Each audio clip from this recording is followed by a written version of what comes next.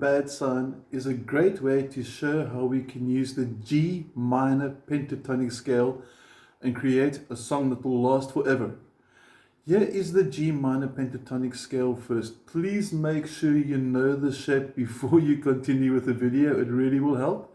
We start at fret 3 on the 6th string, go to fret 6 on the 6th string, then 5th string, 3, 5, 4th string, 3, 5, 3rd string, 3, 5, next string, 3, 6, and the last string, 3, 6. Let's play the scale slowly backwards and forwards just to make sure we know it.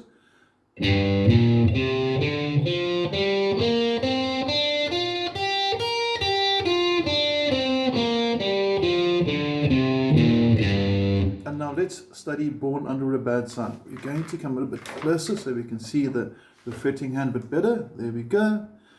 We're starting with a bass note of G, setting the tone. Then he simply ascends the minor pentatonic scale from fret 3 on the 5th string.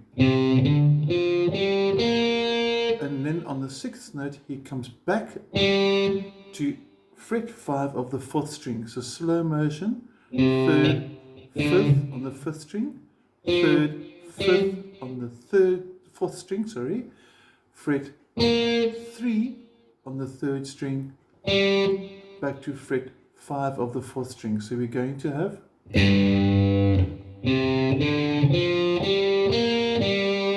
we hold that note with maybe a bit of vibrato, and we got another phrase now which starts similar, 3rd, 5th on the 5th string, 3rd on the 4th string, but then the pinky kicks in to fret number 6 on the 6th string, and we're back to the beginning. So the second phrase, and that last note is in effect the beginning now for the next repeat. So let's do the first and second riff once through. Second riff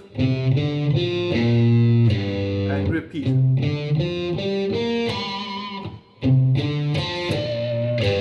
Now the pinched harmonics just add a little bit extra to it. Now halfway through as well, after you've played the G riff through, you'll notice there's a D7, then it's a D7 quickly going through to C sharp 7, and that's going to sound something like this. We're going to go for a clear sound just to make the chord stand out a bit better. There's my D7. It's got finger 1 on the 3rd fret of the 2nd string, middle finger goes to 4th fret of the 4th string, ring finger 5th fret of the 5th string, and the pinky underneath that on the 3rd string 5th fret. So your D7th, and it's going to go. And all that happens there, D7, C sharp 7, simply 1 fret back, and we're going to go from there to C7, 1 more fret back. So it's a really easy, and back to, and we've got the basic for it. If you want to add another very nice blues chord, the 9ths sound great. We can also do this.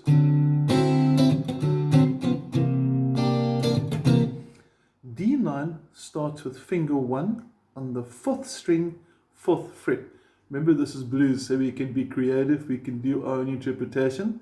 We're not doing it exactly like Eric and the lads did. Middle finger now goes to string 5, fret 5, and the ring finger goes flat. So watch this from the side. There we go, we can see this finger here goes down and he collapses. There we go, one more time. So it's finger 1, finger 2, ring finger, and he goes flat on the bottom 3 strings, fret 4. The chord in turn will sound like this. There's my D9 to C9 going via the C sharp 9 down. It's a nice little chromatic, and chromatic means we're going down 1 fret, 1 fret, 1 fret. So you're going to go. And back to for the next part, we're going to play the track again, but we're going to jam a bit of a solo to it, just for the fun of it. Check how nicely the scale works.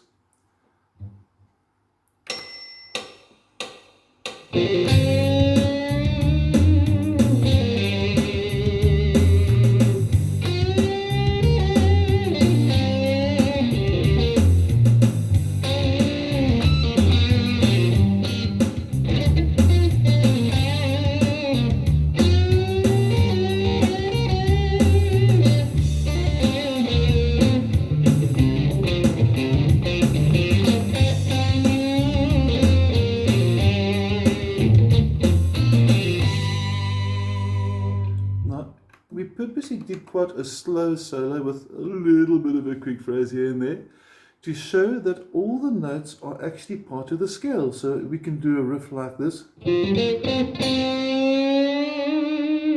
the trick with a bend is when you bend it, we don't just bend anywhere, we bend to the next note in the scale. So when we start that phrase, that note is actually that note.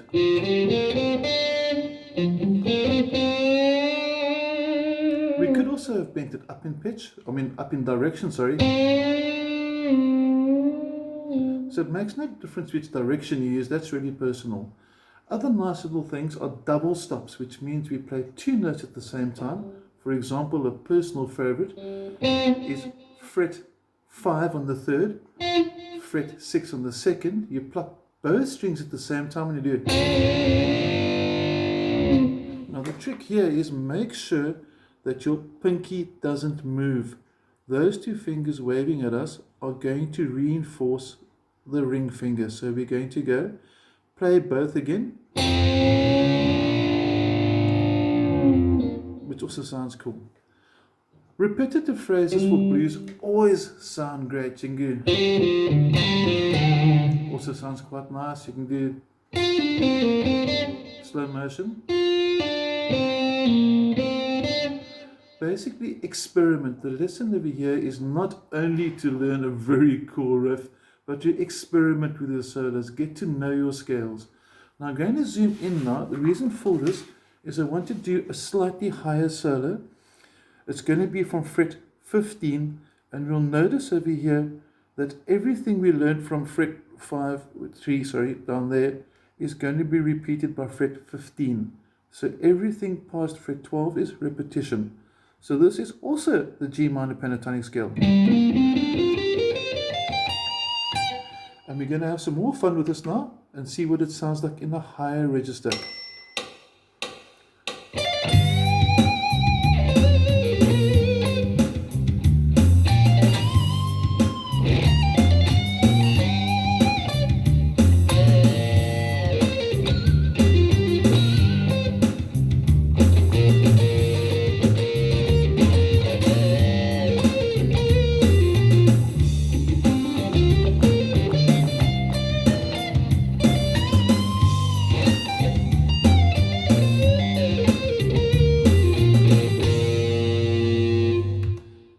Another nice little phrase is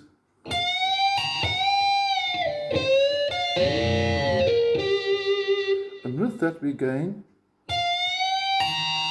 taking fret number 18 and bending it up on the second string and plucking the first string also 18, so the pinky is handling him, ring finger is handling him.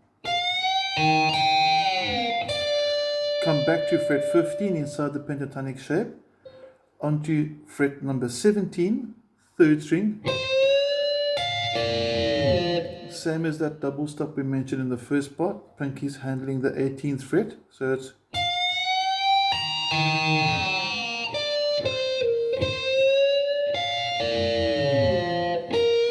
coming into fret 15 and ending on the note G.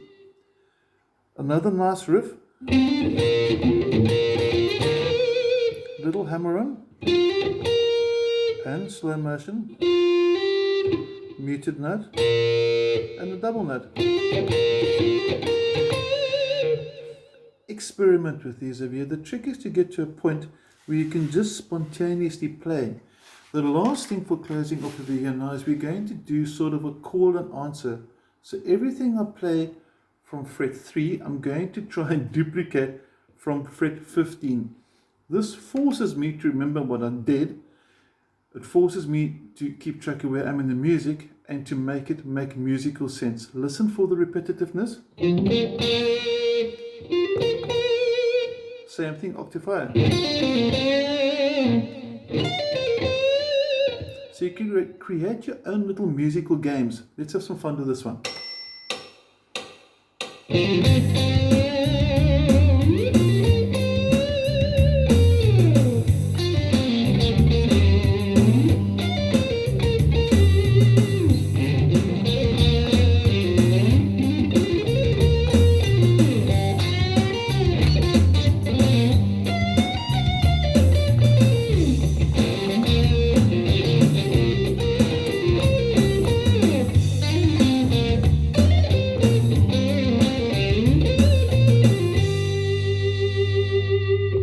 Born Under a Bad Sun was actually a really good sun. Enjoy.